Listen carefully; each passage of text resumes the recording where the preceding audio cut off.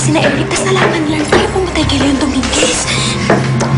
Walang makakaalam. Tsaka wala nang nakakita sa ating kagabi. At hindi dapat siya makahalata sa'yo, kaya kailangan puntahan mo siya agad at huwag kang aalis sa tabi niya. In that way, malalaman natin kung may nakakita sa ating kagabi, okay? Pero kinakabahan pa rin ako, Mami. Imagine, may kinalaman tayo sa pagkamatay ni Leon Dominguez. Ano ba dito? Tulog ka, just do as I say, Cindy. Okay?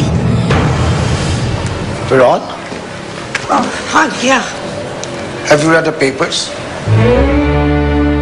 No, I haven't read the papers. Why? Namatay si Leon Dominguez. Pinatake sa puso.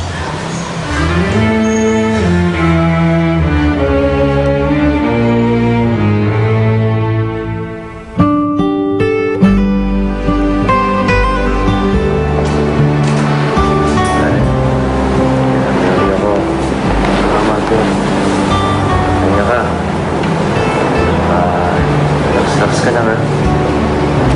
May kailangan ka. Tawag mo lang ako. Salamat talaga, pare. Ingat ka.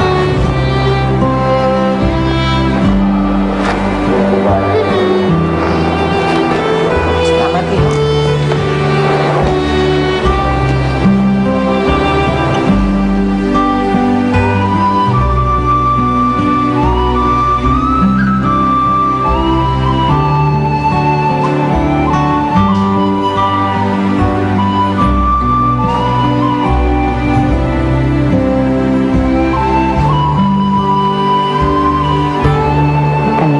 Rito eh. Kumain ka kaya muna. Magpahinga ka na muna, ha? Bakit kaya ganun, Lola?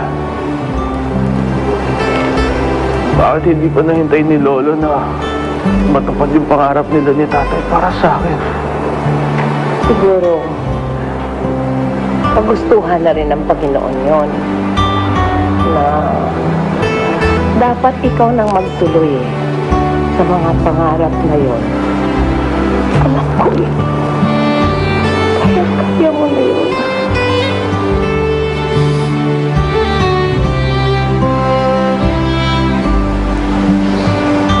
Pero iba pa rin mo, Lola eh. Mas masaya pa rin mo ang tagumpay kung magkakasama tayo lahat.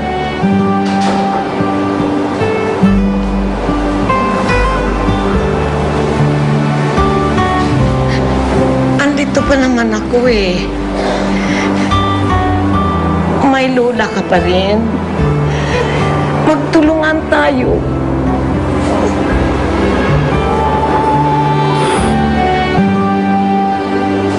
Tanda na rin naman si Amo ngayon. Tama na rin siguro mamatay na nga siya.